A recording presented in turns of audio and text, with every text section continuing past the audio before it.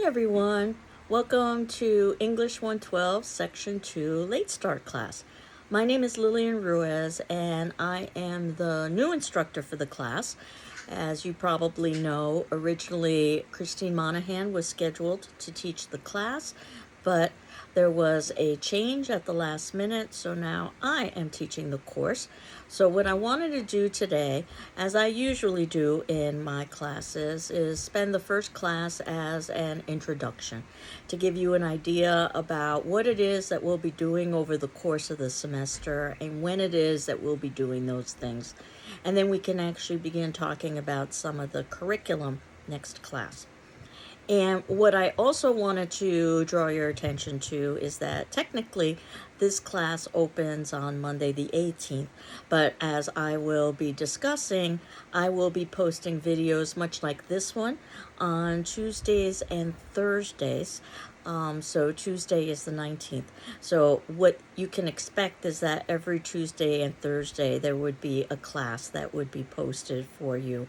And what I try to do is to duplicate as much as possible what I would do in an in-person class. Now, my assumption is that you are on Moodle because you are watching this particular video. And I wanted to draw your attention to the top of our Moodle page where there is a section entitled General. And there you will see multiple folders. And this is basically the way that the class is structured. What I recommend actually is what you do is that you print up the documents in the syllabus and other documents folder so that you've got a hard copy in front of you, much like I do right here. I'm a little bit of a dinosaur. I like the idea of paper, though you're certainly not required to do that because obviously everything is available in electronic form. But I wanted to draw your attention to the top of our Moodle page where you will see multiple folders. And the first is entitled Syllabus and Other Documents. This is where I have uploaded the syllabus that I'm going to be talking about today, as well as our course outline, which reviews the assignments that we'll be doing and their due dates, and any other documents that I would share with you in a face-to-face class. And beneath that, you can see that there is a pink square for due dates. And while the due dates are listed in our course outline, I also wanted to have them separated out so that you could easily find them if you so wanted to. Those would be due dates for written assignments. Past class sessions is the blue box beneath that. Basically what I will do is I will have the current week available at the front of our Moodle site so that you can easily access that. At the ending of the week, I retire that week, but I place it into past class sessions. So basically you can review the semester as a whole if you so wanted to, but what you should be easily able to access would be the specific week that we are working on as a class. Then you'll see that there's an orange box that says discussion forum. So I'll talk a little bit more about this as the semester progresses, but this is an opportunity for you to respond to questions that I will be posing to the class. An optional chat, which is just that, optional. But if for whatever reason you wanted to chat with me or you wanted to chat with your classmates, if you were to click on that green box, what you will see is that that will open up a chat for you. And then lastly, optional Zoom, which is just that, optional. But if for whatever reason you wanted to communicate with me via Zoom, this is my Zoom information. Of course, you can always ask me and I can share that with you as well. So where we are now is week 1, which again, you probably are accessing this for Monday the 18th, which is when the class is scheduled to open. But for our purposes, I think of this as a Tuesday and Thursday class that would meet at 8:30, which would be the time that we would be meeting in a face-to-face class. So what you can expect is that every Tuesday and Thursday, I will have a class posted for you by 8:30 a.m. And I'm going to try to actually have them posted a little bit prior to that. But if it's helpful to you to think of this as a Tuesday and Thursday class at 8:30, then you can go ahead and do that. And you can see that beneath this video, I've got the topic, which is what I will always have, and today is just purely introduction. And I'm reviewing the syllabus and the course outline. So at this point, I wanted to start with the syllabus, which if you were to go into syllabus and other documents folder, if you were to scroll all the way down, you'll see the attachments in PDF. I don't know if you've ever been in this situation where you've tried to open up an attachment, you've been unable to. So I've also included the text in the body in the event that you can't open up the attachment. And again, I recommend that you make hard copies, but it's whatever your comfort level happens to be. So this is what I wanted to talk about today, was the syllabus and the course outline. And I will begin with the syllabus. And you can see that there are just some general pieces of contact information there. My name, which is Lillian Ruiz. And again, initially Christine Monahan was scheduled to teach this class, so there's been an instructor change. And most people call me Lillian, by the way. I tend to be pretty informal, but feel free to call me whatever you feel comfortable with. My contact information includes my phone number, where you could leave me a voicemail if you wanted to, my email, and my email address is ruiz, R-U-I-Z, at gcc.mass.edu. There is no first initial in my email. It's purely my surname. And this has to do with the length of time I've been at GCC. It's hard for me to even believe that I've been at GCC for 30 years. When I started at GCC, we didn't have really a system-wide email program that was instituted after I arrived. And when it was first put into place, individuals were assigned email addresses based on surname. And it didn't take long to realize that that was not very efficient, because you could have lots of repetition with surnames. So adding the first initial would eliminate some of that redundancy. And if you ever see somebody with an email address at GCC, which is just their surname, then you know they've probably been there a very long time, which goes to show how really ill-prepared we all were for the internet revolution. We didn't have the kind of foresight to see these sorts of little details. My office is North 328A. That is in the Inclusion and Diversity Center. I don't know if you've had an opportunity to visit it, but I encourage you to do so. It's a dedicated space for students who support the issues of inclusion and diversity. And there's a little study area. There's a little kitchenette with some free snacks, and there also is a socializing area. My office is housed there as well, so that if you ever wanted to talk with me about inclusion or diversity or anything else, you could certainly do so. So again, I encourage you to visit. And my office hours, I don't know how helpful that might be to you if you are an online student, but I teach a mixture of both online and in-person classes. So my office hours are Mondays and Wednesdays, 9:30 to 10:30. Tuesday and Thursday from 10:30 to 11:30, or by appointment. So if those times don't work for you and you wanted to meet with me, you can always do that. And certainly as an online class, we don't have to meet in person. We could set up something like a Zoom or a telephone appointment or so forth. So the textbooks for this particular class, and there are two of them. The first is entitled The Bedford Introduction to Literature. You should be able to find a copy in the GCC bookstore. There is also a copy on reserve in the GCC library. And you'll notice that I had indicated that, well, I have the 11th edition as the edition we're using, because those are the used editions that are most accessible and commonly available, at least at the GCC bookstore. You can use any edition. Obviously, your page numbers will be different, but as long as you're willing to use the index, you should find just about all of the readings. And another text that I ordered as a separate text, it's a play that you might have heard of before, entitled A Raisin in the Sun, which used to be included in one of the older textbooks, and then it was excluded from the 11th edition, but I think it's a superb play. We'll talk about some of the reasons why. So I'm ordering it as a separate text. It's a paperback. It should be fairly inexpensive, and you should be able to find it in a number of places, including libraries and so forth. But those are the two texts that it's assumed that you will have access to over the course of the semester. Now, I will provide online links whenever I can find those links available for free for students.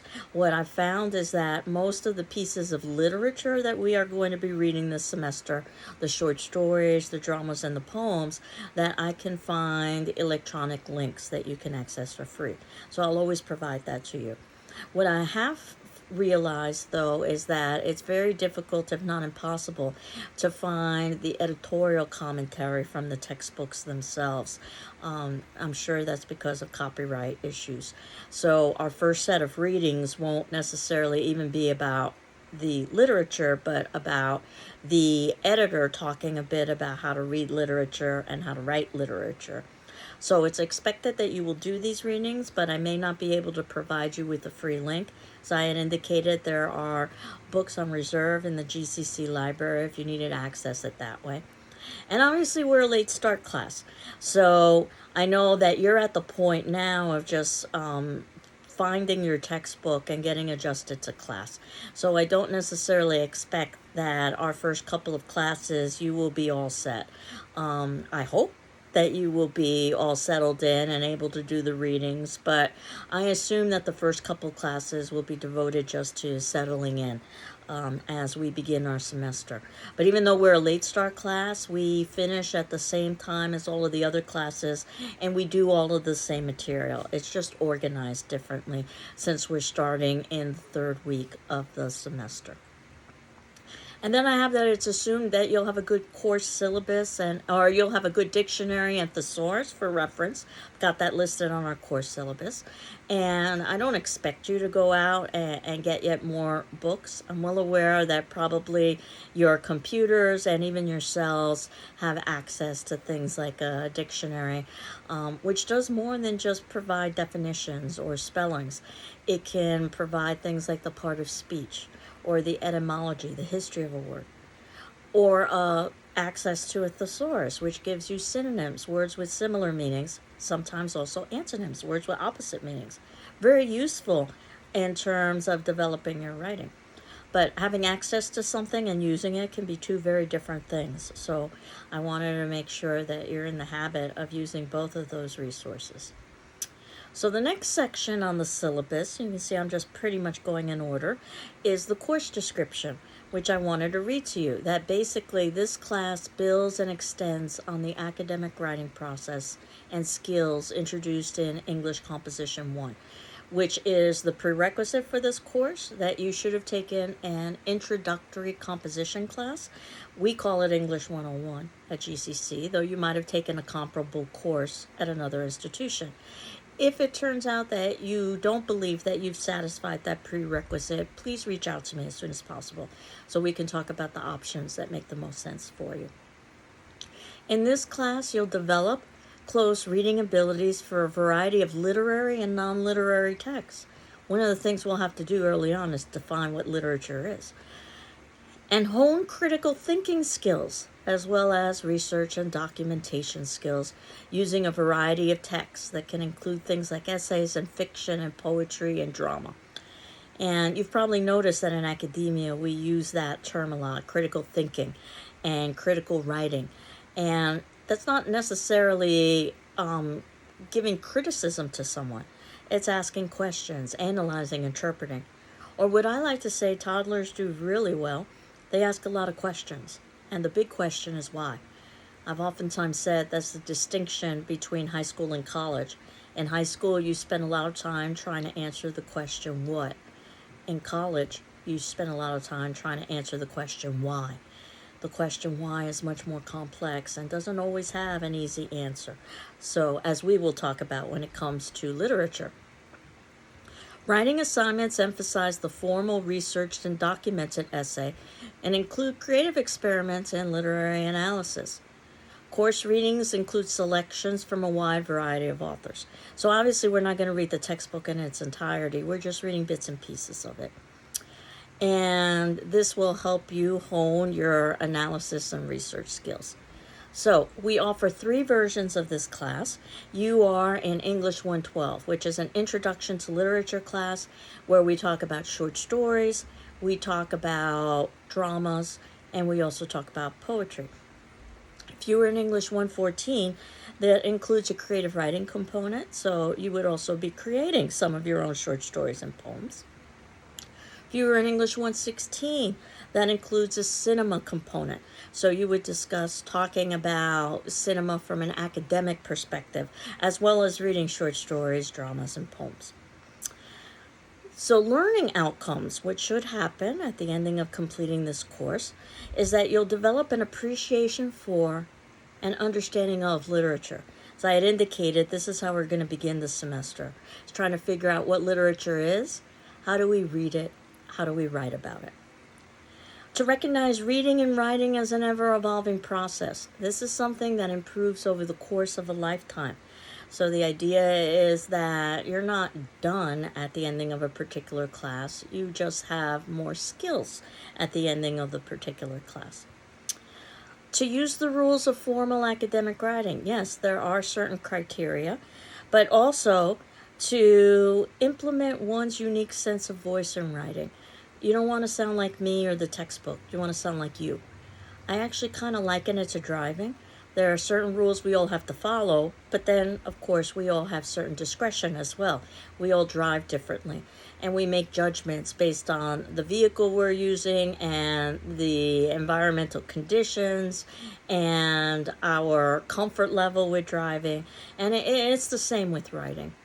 But there are certain rules that you do need to follow to improve oral and written communication skills, because obviously we wouldn't be here at this point if we didn't have oral and written communication skills. It's about expanding and developing that. And to effectively utilize word processing, email, search engines, and the internet in the study of literature. And I'm sure we've all been in the position where we've done an electronic search, let's say on Google, and found hundreds of thousands of options, and we just read the first 2 or 3. It's not the most efficient or effective way to find information. And we'll talk about actually alternatives that are a little bit better than just looking for the proverbial needle in a haystack, so to speak. So the procedures, how am I going to do this? And my goal is to try to duplicate what I would do in a face-to-face class as much as possible. So I will be posting a video, much like this one, that would talk about the class material that I would normally discuss in a face-to-face class. And that video will be posted by Tuesday and Thursday at 8:30 a.m. because that would be the time that we would be meeting in a face-to-face class. So I had indicated I hope to have that video posted prior to that, but you can assume that every Tuesday, Thursday, 8:30, I've got that video. And you will have 48 hours to watch that video, and there will be a corresponding attendance question in our class discussion forum for you to respond to. Now, if it turns out that you need more time outside of 48 hours, just ask me for an extension. I'll be happy to grant it to you. But your answer on that discussion form counts as your attendance for the class, so to speak. And there is an attendance component to the grade that I'll talk about shortly. Any additional interaction that you decide to have with your classmates in the discussion forum, I view as participation. Similar to you participating in a live class. I know that some students tend to be very vocal and they participate a lot. Some tend to be more quiet and they're more reflective. I think both ways are very useful ways to go about learning. So you can decide how much or how little to participate. However, you're expected to read all of the discussion forum responses from your classmates for optimal learning. And I'm going to be responding to all of your responses, and you should be reading those for the class as well. So what should happen is that the videos sort of review the content I would discuss, and then the discussion forums would be the class conversation or discussion that we would have about the content if we were meeting face-to-face. There will also be written assignments, just like in a face-to-face class. There will be 2 papers and a final exam, and I'll mention both of those in a little bit more depth in a few minutes. And I ask that you send those to my email via PDF, because that's how my grading program works best. Again, my email being Ruiz, R-U-I-Z, at gcc.mass.edu. And then I'll return the assignments to your email with my feedback. So course requirements. Basically, you're expected to complete all writing and reading assignments by the due date. 2 out-of-class papers will be assigned. One of them will be due approximately midway through the semester so that we have enough time to talk about how to write a paper and some suggested paper topics. The other would be due towards the ending of the semester. And those papers would be approximately 4 to 5 pages long, but as long or as short as you need them to be in order for you to do a good job to support your particular position. And I'll talk a little bit more about papers. And there also is a final exam. Do note that the final is open book, open note.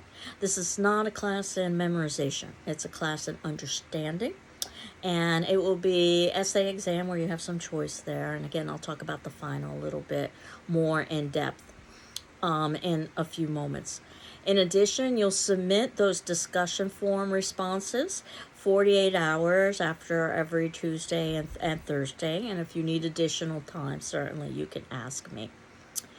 So, the Institutional Services Disability Statement. If you are a returning student to GCC, you're probably familiar with this, but if not, I just wanted to briefly review it with you. That Greenfield Community College values inclusion, equal access to programs and activities, is committed to fostering an environment of respect and full participation. Our goal is to create learning environments that are equitable, inclusive, and welcoming.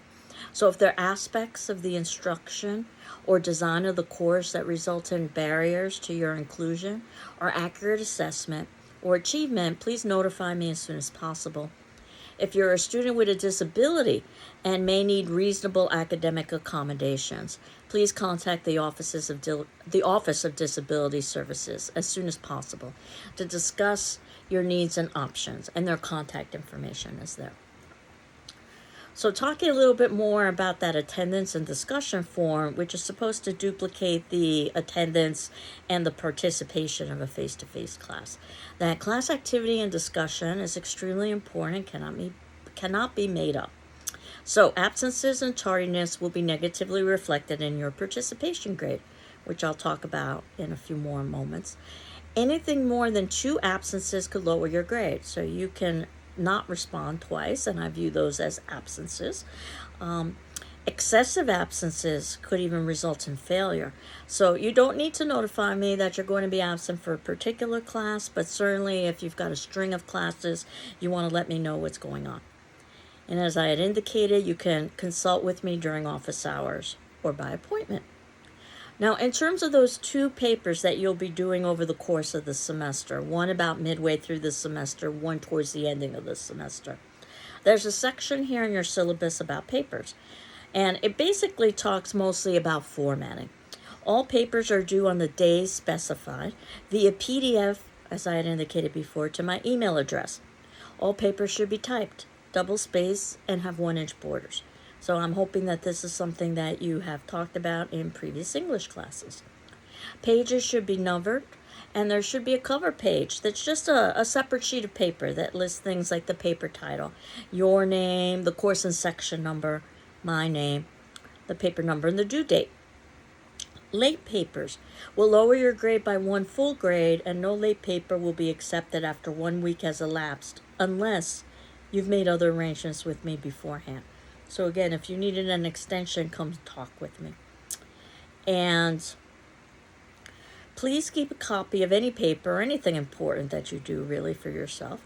I will be distributing paper assignments during the term. After our first couple of introductory classes or so, I'll give you some options for papers. As I was indicating, I was thinking about 4 to 5 pages in response to some of the readings that we will be doing, some of the literature that we will be doing over the course of the semester. And there's a note here that you have the option to revise paper number 1, that first paper that's due by approximately the midpoint of the semester. So what I will do is I will evaluate it and put a letter grade on it. If you're content with your grade at that point, then you've completed the assignment.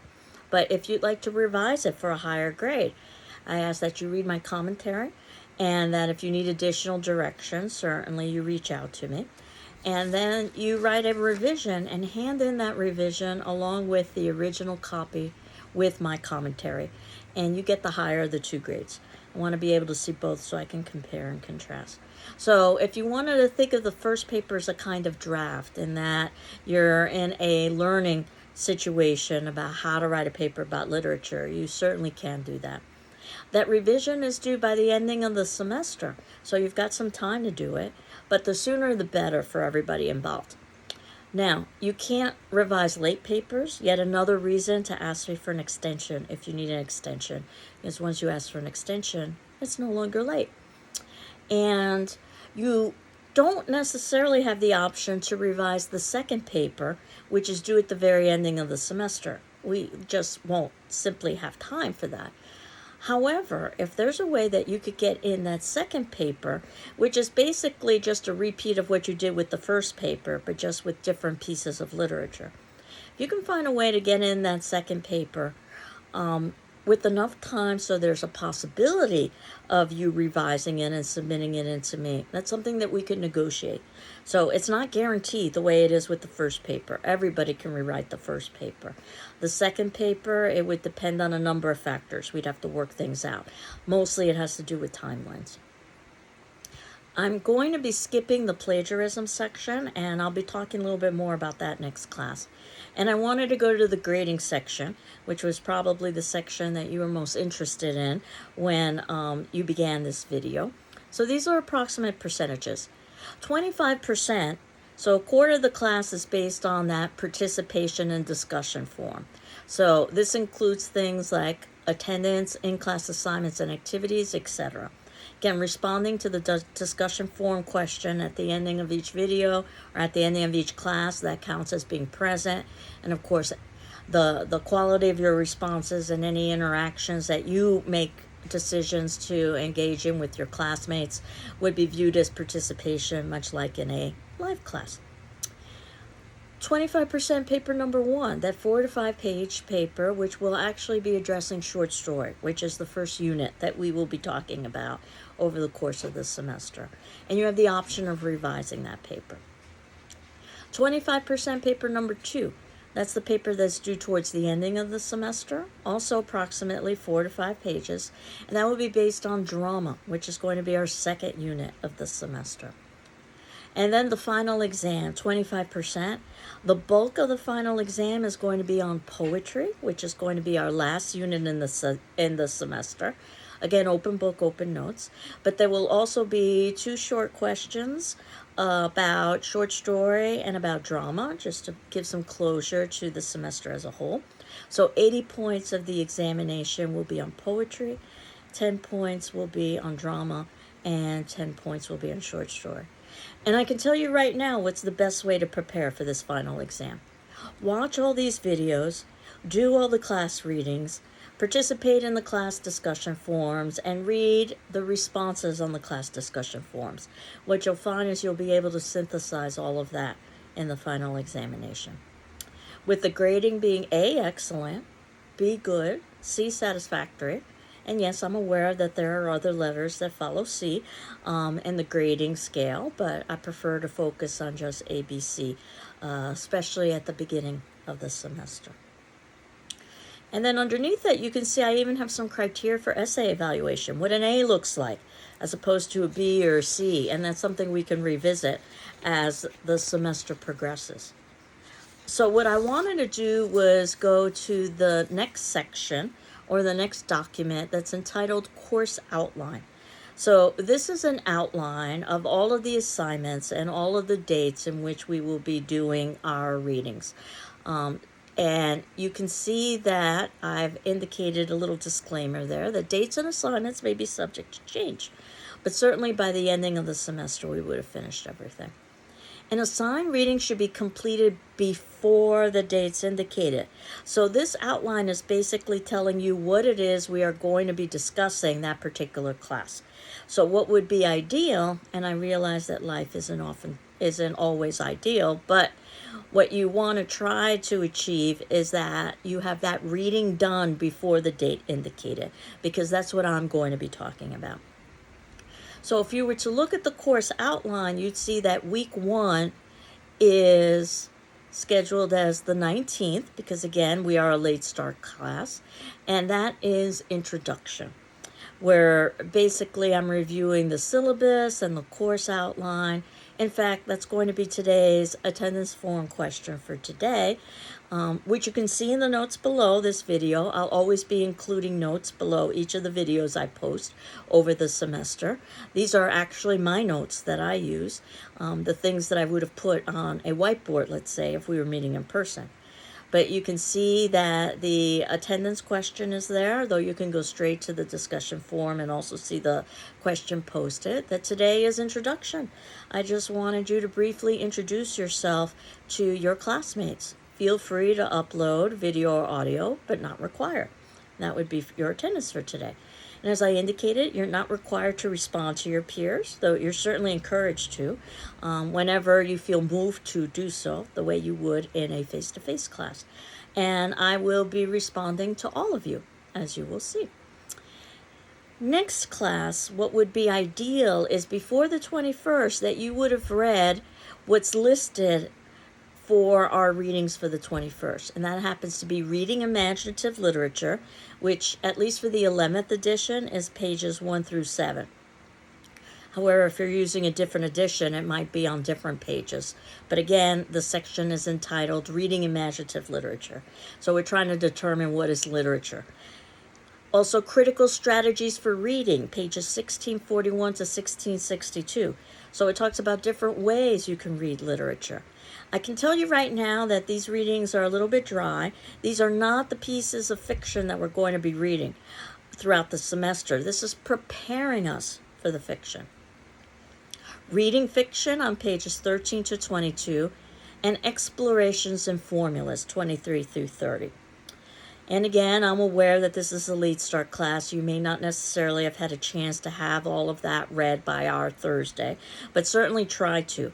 But my hope is that starting on week 2, everyone is settled in and they're all caught up with the readings, because what I'm going to be talking about in week 2 on the 19th, on Tuesday, are 2 short stories.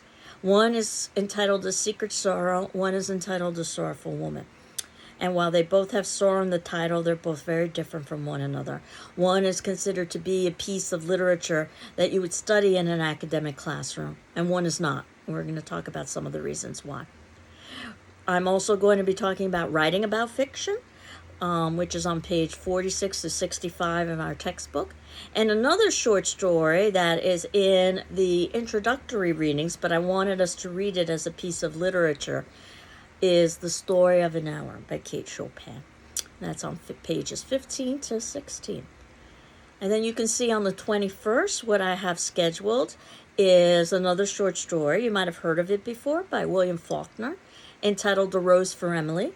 There also is a brief interview by William Faulkner entitled On a Rose for that. The reading and the writing process, so that's also something that's included in our textbook. And lastly, Skim Glossary of Literary Terms, and by skim I mean skim.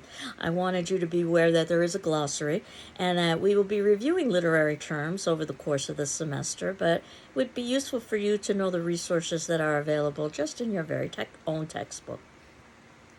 By the 26th, you can see that we have 3 short stories now that we will be discussing. We might fall a little bit behind, especially because this is a late start class, but I've embedded in some catch-up time at the end if that were to occur.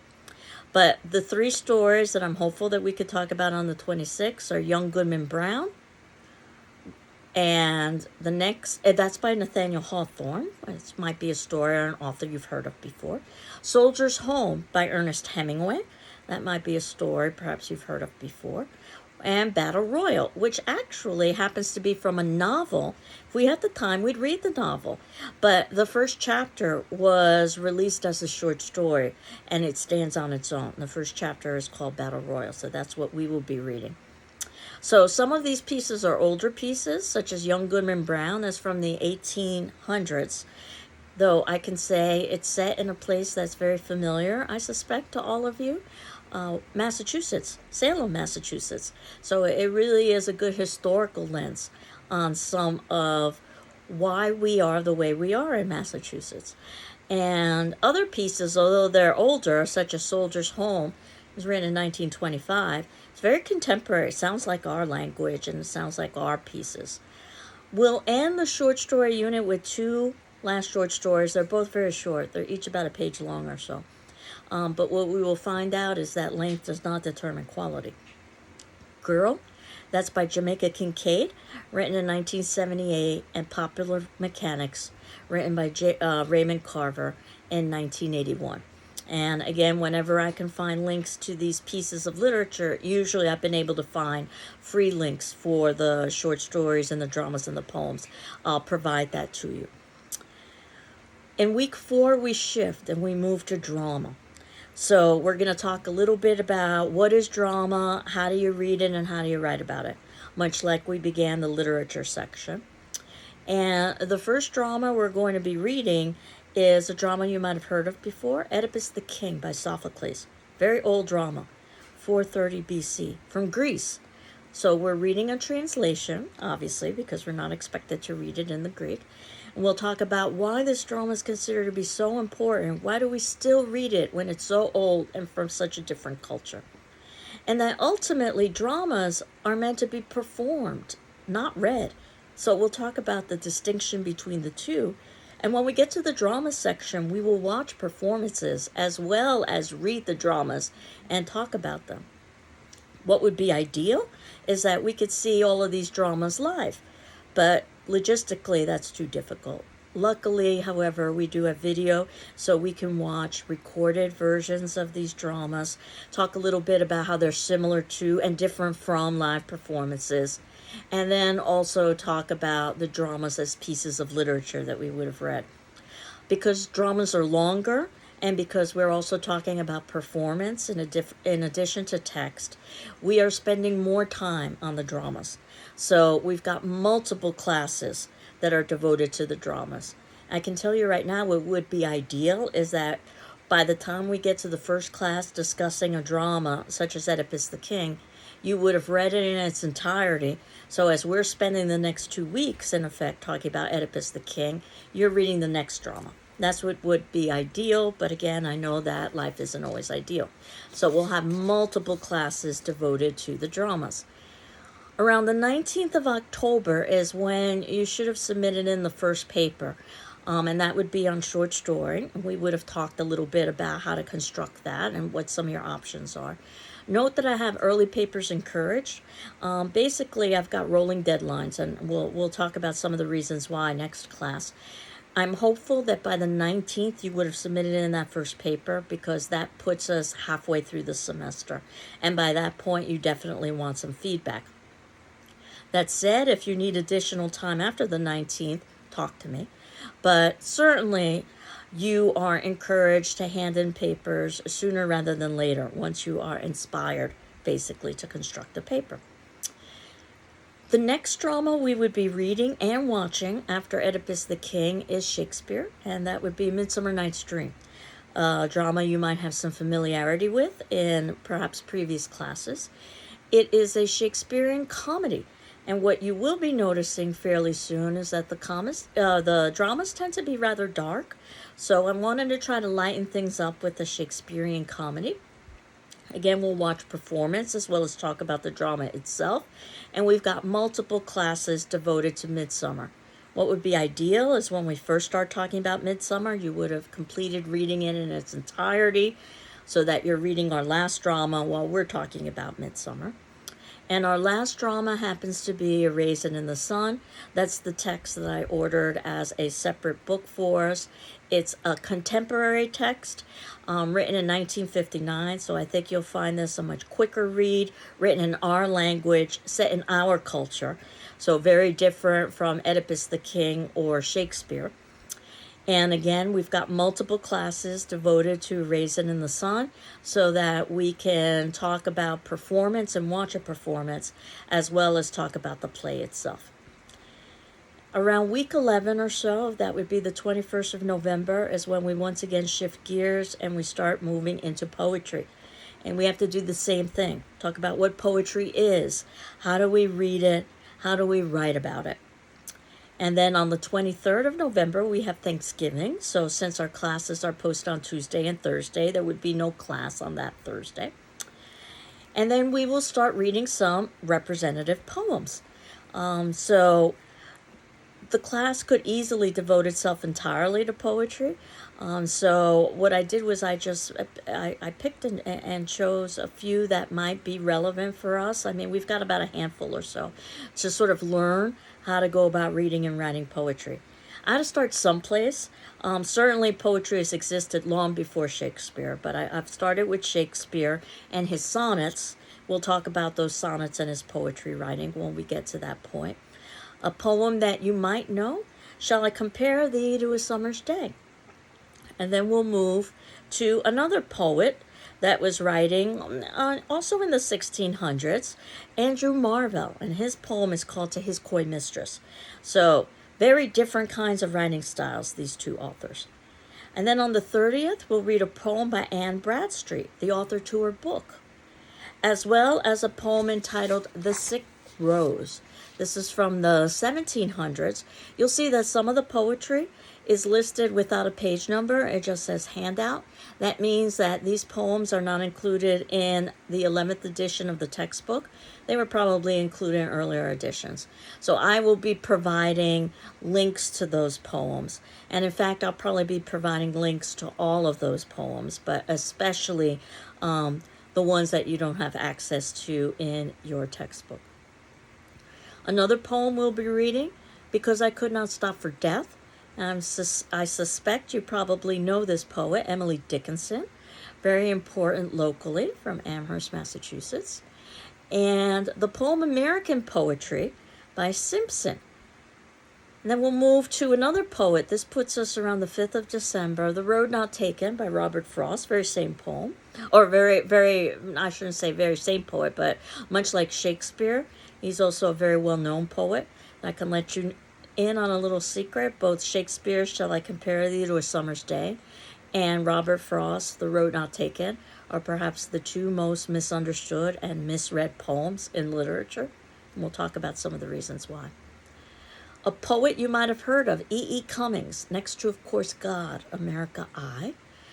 And also on the 5th by Allen Ginsberg. You might be familiar with him as a poet. His poem, America.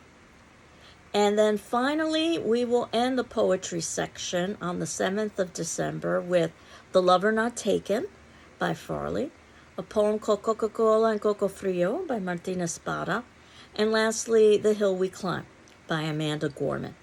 We'll also talk a little bit about taking essay exams. So if all goes well, we have a catch-up week, which is week 14, in the event that, let's say, we fall behind or a class happens to be canceled. Paper number 2 is due on the 12th of December. That's when we also have our catch-up class if it turns out that we need it. And paper number 2 being on drama, also about 4 to 5 pages. And very similar to paper number 1, just this time you're writing about drama. And obviously early papers encouraged. If you were to hand in paper number 1 by the 12th, well then obviously you wouldn't have time for a revision. The 14th, our very last class, is when our final exam is scheduled. And I don't know if you've noticed or not, but if you've taken classes at GCC in the past, we used to have a final exam week, which would be after the ending of the semester. So our course schedules and meeting times have been changed a little bit to incorporate the final exam into the last class meeting so that there isn't a final exam week. So that's going to be on December 14th. And as I had indicated, 80 points, the bulk of it will be based on poetry because you wouldn't have had an opportunity to write about poetry in a paper, at least. And then 10 points short story and 10 points drama. It's open book, open notes. And if we were meeting in class, you'd have approximately 2 hours or so to do the final. Obviously, we're not meeting in class. So what I will do is I will post the final on the 14th. I'll post it at 8:30 in the morning, the time our class would normally meet. And I'll give you 24 hours to complete that final, so it would be due the next day at 8:30 a.m. And that basically is a review of our class. And you might have noticed that I'm not using the grading program for this class. I'm still using some paper for this course, so I'll be recording your grades onto a grade book that I've got. But of course, I'll be giving you your grades. But if at any point in the semester you wanted to touch base about where you are with your grades, certainly just reach out to me and I'll be happy to let you know. So for next class, what I wanted to talk about, so I'm hopeful that you could have done this prior to my posting a video on Thursday at 8:30 a.m. or I'll probably try to post a little bit before that, but certainly by that point, that for our next class, we would do the next set of readings that happen to be in the course syllabus, or the course outline, I should say. So for us, that would be talking a little bit about reading imaginative literature, critical strategies for reading, reading fiction, and exploration and formulas. But of course, if you haven't had it read, don't panic. You're still going to be able to participate because this will be some of the background information that I will be sharing with you in my video next class. So what's left is basically you're answering today's attendance question for our first class. And that is you're on our discussion forum, briefly introducing yourself to the class. Feel free to upload video and or audio or pictures, but not required. So I hope you're doing well. I'm doing well. And certainly if you've got any questions at all about the construction of the class, please reach out to me. Again, I know that I'm probably not the instructor that you were initially anticipating, so please don't hesitate to contact me if you have any questions or any concerns about any of that. Again, I hope you're doing well. I'm doing well. And we will continue on next class, which will be posted on Thursday by 8:30 a.m., if not before. Talking about what literature is and how do we go about reading it and how do we go about writing about it. Take care. Bye-bye.